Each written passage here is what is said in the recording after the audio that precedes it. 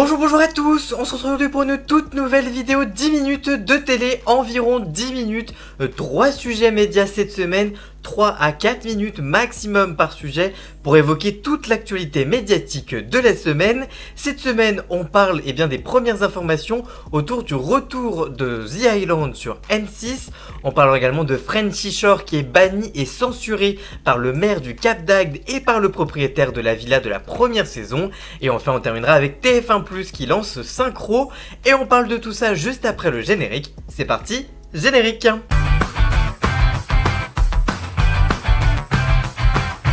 Le timecode de chacun des sujets est à retrouver dans la description ou dans la barre de lecture juste en dessous. Et c'est parti. On connaît les premières informations sur le retour de The Island sur M6. On le sait depuis la conférence de presse de lancement de M6+, The Island revient bientôt sur M6.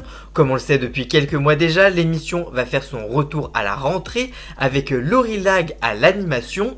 Le journaliste Clément Garin a révélé ces derniers jours plusieurs informations sur cette nouvelle saison sur son compte Twitter. Il a d'abord révélé en exclusivité la liste non exhaustive du casting de célébrités qui est parti à l'aventure il y a quelques semaines. Il y aura d'abord l'influenceuse Daniela Capone, femme de Nico Capone vue dans Danse avec les stars, la Miss France Nathalie Marquet-Pernot, le champion du monde Pierre-Ambroise Boss, le footballeur Sidney Govou, le comédien de Ici tout commence et mannequin Terence Tell vu aussi dans Danse avec les stars, l'entrepreneur Warren Mollet Berthaud, le youtubeur Yann Toucourt, le youtubeur Maxime Pinchot, l'homme d'affaires Julien Cohen vu notamment dans Affaires conclues sur France 2, la championne de MMA Lucie Berthaud que le grand public connaît après sa participation à Koh-Lanta il y a quelques années. Toujours selon les informations du jeune homme, un énorme clash aurait éclaté pendant le tournage entre deux candidats du programme, Terence Tell et Julien Cohen. Excédé par l'attitude de Julien Cohen, Terence Tell a abandonné l'émission en plein tournage et a fini par accepter de revenir au bout de 48 heures sous condition de ne plus avoir aucun contact avec l'ancien acheteur d'Affaires conclues. Il cite un témoignage qu'il a reçu de la production et que je cite à mon tour: pour énerver Terence Tell, il faut le faire, il a été excédé par l'attitude de Julien Cohen qu'il a trouvé odieux tant avec les candidats qu'avec les équipes et il n'a pas supporté de nombreux propos qu'il a tenus. C'est parti en live à plusieurs moments, des séquences qui ne seront sûrement pas diffusées car c'est parti assez loin et Terence a fini par quitter le jeu de survie en plein tournage parce qu'il allait finir par péter les plombs. Autre information qu'il révèle, c'est que Patrick Dupuy-Débat figurera aussi au casting de The Island mais sera rapidement exfiltré sur ordre médical. Le comédien vedette de Hélène et les garçons a été piqué par un insecte en début de tournage et a été gravement touché. Il a dû être hospitalisé en urgence pendant près de plusieurs jours et n'a pu être rapatrié qu'au bout de plusieurs jours une fois son état stabilisé. Le comédien est revenu en France très affaibli et a ainsi abandonné le jeu en cours de route. Et enfin, pour conclure, Clément Garin indique que Séverine Ferrer avait été approchée pour participer à The Island. Elle avait donné un oui de principe, mais s'est désistée à la dernière minute, apeurée par l'expérience et persuadée de ne pas y arriver. Fin de citation. Frenchy Shore banni et censuré par le maire du Cap d'Agde et le propriétaire de la villa. Diffusée l'automne dernier sur MTV France et Paramount+, la télé-réalité sulfureuse produite par A Production n'est pas la bienvenue. Après le retentissement de la diffusion de la première saison de Frenchy Shore en novembre dernier sur MTV France et sur la plateforme Paramount+, A Production a annoncé le 1er mai dernier la mise en route d'une deuxième édition de Frenchy Shore.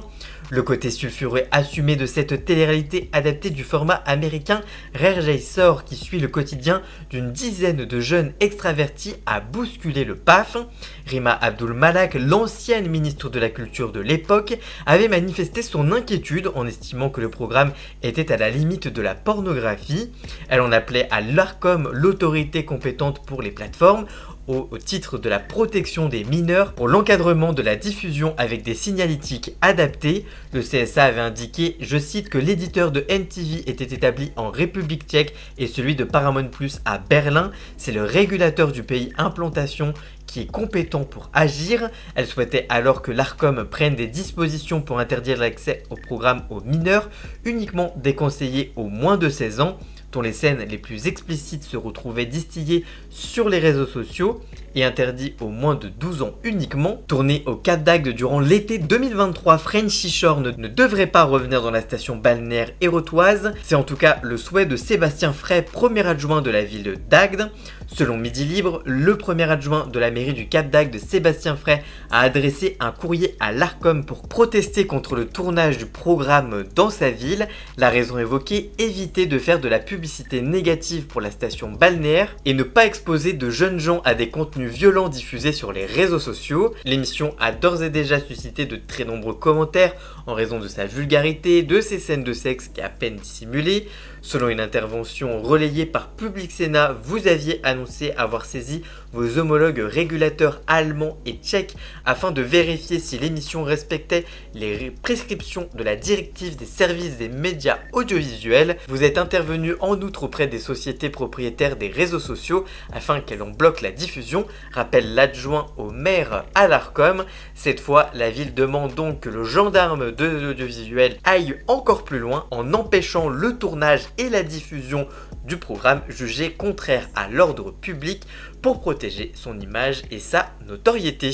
Par ailleurs, les équipes de A Production avaient filmé les excès des candidats dans une villa située dans une zone résidentielle au sud du centre historique d'Agde.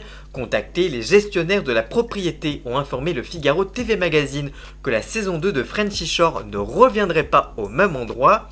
Le propriétaire ne s'attendait pas à ce type de tournage quand elle a signé et a d'ailleurs été surpris lorsqu'il a vu l'émission, ont indiqué Laetitia Denuy et Erwan Desverdins, responsables de l'agence Mademoiselle Conciergerie. L'émission est vulgaire et beaucoup trop visible par des jeunes qui doivent malheureusement s'imaginer et être influencés par le fait que la vie doit ressembler à cela. Le propriétaire de la Villa Summer Wine a refusé de louer à nouveau la propriété cette année pour la saison 2 de Frenchy Shore. De leur côté, l'agence Mademoiselle Conciergerie a pris en gestion la propriété depuis février. La première saison avait donc déjà été tournée.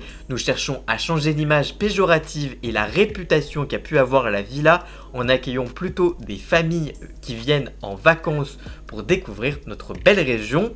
De son côté, le compte Twitter de l'émission a réagi à cet article en écrivant, je cite, « Quelle tristesse, Ouriel aimait tellement la déco ». Tout ça n'empêchera quand même pas la deuxième saison de se tourner puisque le tournage démarre très bientôt. TF1+ lance Synchro. La plus grande frustration des plateformes de streaming, c'est évidemment de trouver le programme sur ces fameuses plateformes tant leur catalogue est immense. Ce vendredi 24 mai, TF1 a ainsi annoncé l'arrivée de Synchro sur TF1+, sa plateforme de streaming gratuit. L'idée, ajouter un moteur de recommandation pour l'écoute conjointe qui permet ainsi de réduire le temps passé à chercher un programme en streaming à regarder. Dans un communiqué, la chaîne écrit, je cite, « Selon une étude réalisée par l'Institut Harris Interactive, 75% des utilisateurs interrogés pensent que la recommandation de contenu personnalisé à regarder à plusieurs est nécessaire, quand 90% d'entre eux associent l'écoute conjointe à un moment de partage et de plaisir. » Grâce à Synchro, il est donc désormais plus simple de trouver immédiatement le bon contenu à regarder avec ses enfants, entre enfants, en couple ou alors entre amis. L'outil a ainsi été développé grâce à l'algorithme boosté par l'IA, développé en interne par 50 ingénieurs experts data et intelligence artificielle. Synchro prend ainsi en compte les différentes figurations de visionnage de groupe, tout comme les goûts et les envies de chacun.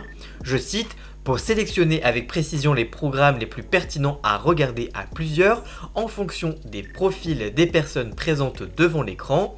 Au fur et à mesure des visionnages, les recommandations s'affineront donc ainsi en fonction de nos goûts pour proposer des contenus personnalisés et de plus en plus pertinents. Cette fonctionnalité vient devancer l'innovation attendue d'une autre plateforme de streaming gratuit lancée par une autre chaîne française avec M6+. En effet, dans un entretien accordé à Pure Média la semaine dernière, Frédéric de Vincel, directeur général des programmes en charge des plateformes et du sport du groupe M6, évoquait déjà un outil semblable pour sa plateforme. Autre amélioration innovante, c'est le moteur de recherche qui sera déployé au second semestre. Il s'appuie sur l'intelligence artificielle, il permet de trouver des programmes sur la plateforme avec des critères très précis.